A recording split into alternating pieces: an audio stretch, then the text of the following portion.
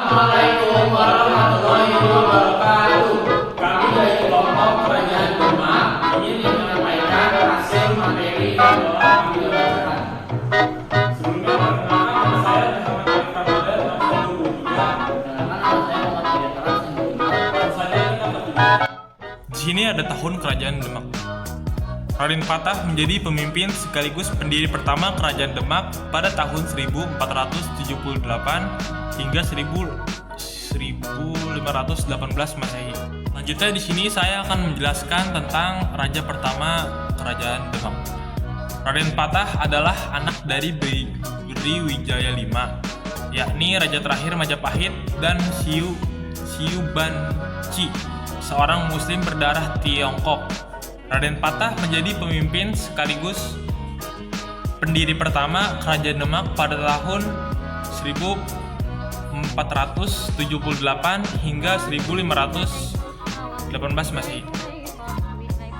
Selanjutnya di sini ada raja kerajaan yang berjaya di Kerajaan Demak. Kerajaan Demak mencapai puncak kejayaan pada tahun 1521 hingga 1546 di bawah pemerintahan Sultan Trenggono. Di bawah kekuasaan Sultan Trenggono, kerajaan besar yang ada di Jawa seperti Kerajaan Madura, Blambangan, dan Mataram berhasil dikuasai oleh Kerajaan Demak.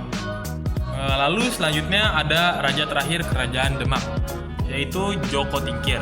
Joko Tingkir naik tahta dengan gelar Sultan Hadiwijaya, serta memindahkan pusat pemerintahannya dari Demak ke Pajang. Berikutnya ada peninggalan Kerajaan Demak. Yang satu, Masjid Agung Demak. Kerajaan Demak pertama yang paling fenomenal adalah Masjid Agung Demak. Masjid Agung ini dikatakan dibangun ketika Raden Patah berkuasa di Demak. Bahkan Wali Songo pun ikut andil dalam pembangunan masjid ini pada sekitar abad ke-15 Masehi. Masjid Agung Demak adalah tempat agama Islam diajarkan. Di masjid ini juga para Wali Songo berkumpul untuk menyebarkan agama Islam sampai sekarang. Masjid Agung Demak masih dikunjungi karena arsitekturnya yang khas dari bermakna. Yang kedua, Makam Sunan Kalijaga. Peninggalan Kerajaan Demak yang kedua adalah Makam Sunan Kalijaga. Sunan Kalijaga adalah salah satu dari 9 wali yang sangat terkenal dalam sejarah Islam. Maka ini terletak di Kalidangu, Kabupaten Demak. Bukan tanpa alasan, wilayah Kadilangu menurut sejarah adalah wilayah yang diberikan oleh Kerajaan Demak kepada Sunan Kalijaga untuk berdakwah. Sampai sekarang, makam ini masih dikunjungi oleh para peziarah dari berbagai daerah. Baik, yang ketiga yaitu situs Kolam Wudhu. Selanjutnya, situs Kolam Wudhu juga merupakan peninggalan Kerajaan Demak yang juga syarat akan sejarah.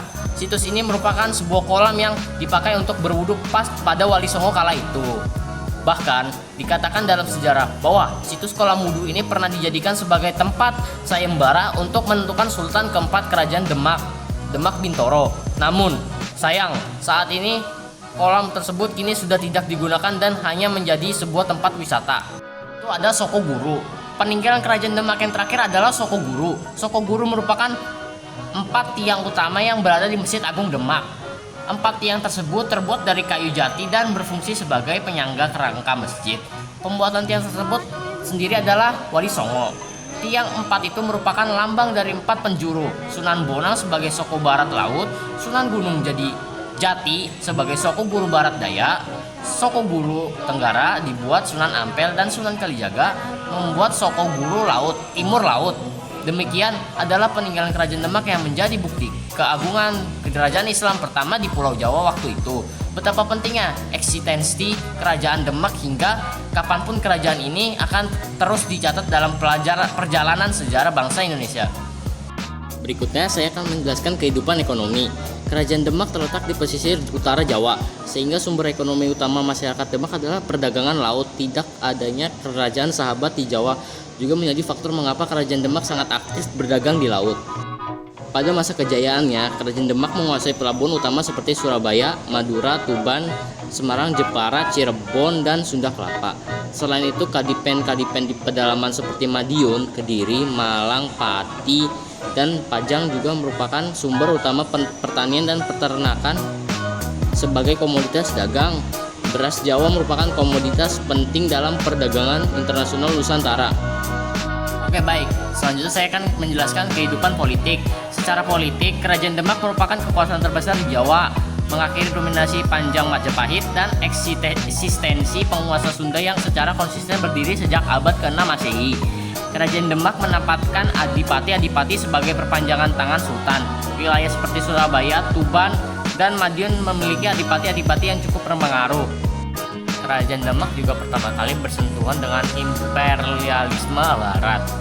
Berdirinya Demak pada abad ke-16 kemudian dilanjutkan dengan penduduk Portugis di Malaka. Direbutnya Sunda Kelapa pada tahun 1527 adalah salah satu upaya untuk menguasai seluruh pesisir utara dan menangkal kedatangan Portugis di Jawa. Selanjutnya, ada pengaruh dari Kerajaan Demak ke kehidupan masa kini. Budaya Islam yang masih bisa berkembang di Jawa berkat Kerajaan Demak.